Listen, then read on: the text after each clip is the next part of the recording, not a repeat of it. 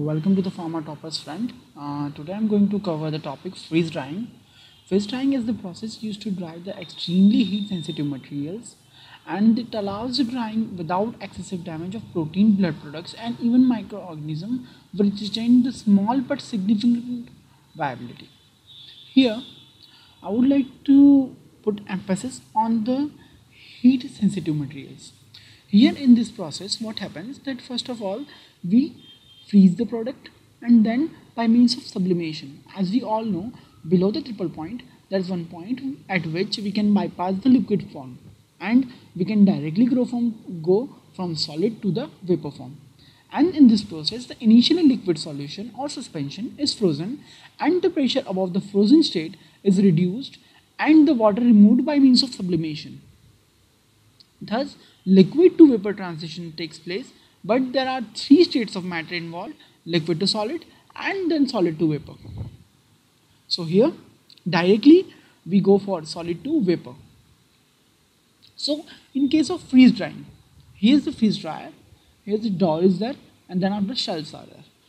Generally these bottles are open, and then after ice condenser, drying chamber and the vacuum pump is there.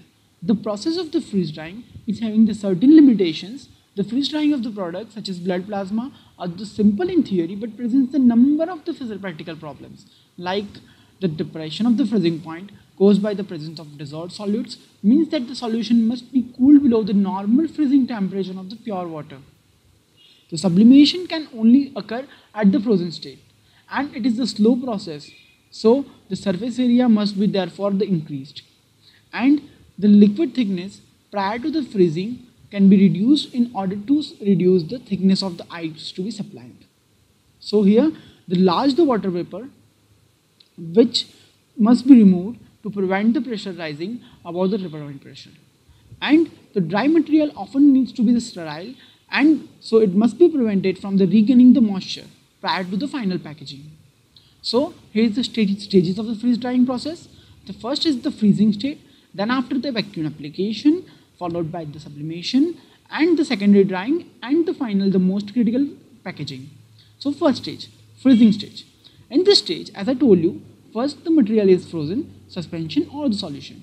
The liquid material is frozen before the application of the vacuum. So here the frothing is the main problem associated with the vacuum, so which can be avoided, and the several methods are used to produce the large frozen surface. So here two types, shelf freezing is there, and another one is the centrifugal evaporative freezing. So first of all, shell freezing. In this process, what generally it is employed for the large volume, and what is the process that we have to take bottle, and bottles are rotated slowly, almost horizontally in the refrigerated bath, which lead to the liquid freezes in a thin shell. As I told you that higher surface area is required for the removal of the water, so it provides the higher surface area. But the problem associated with this method is the freezing is the slow process, and it may lead to the crystallization of the water molecule as ice. So in case of, instead of using horizontally, we can go for the vertical freezing. So here bottles are spun individually in the vertical position, centrifuged and cooled by the blast of the cold air, and the solution supercools and freezes rapidly with the formation of the small ice crystal. So ice crystal problem is solved. And next is the single centrifugal evaporative freezing, which is generally used for the small volumes, and this prevents the forming. Again the same principle, vacuum is applied that may cause forming, so it can be avoided.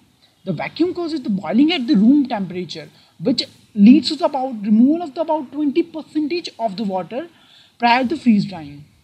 And so second stage is the vacuum application. The containers and the frozen materials must be connected to the vacuum source sufficient to drop pressure below the triple point.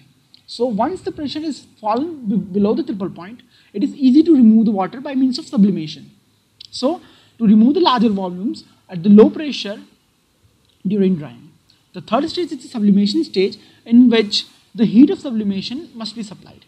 Under these conditions, ice slowly sublimes, leaving the solid materials in with very low water content, about 0.5% of the moisture content. And this primary drying, which leads to removal of the most of the moisture, and the 0.5% is there. So here's the parameters which can affect are the heat transfer, vapor removal and rate of drying. As the faster the heat transfer, better will be the drying. And the vapor removal, the vapor form must be removed. As we know, the saturation of the upper part may occur, which may prevent the further removal of the vapor.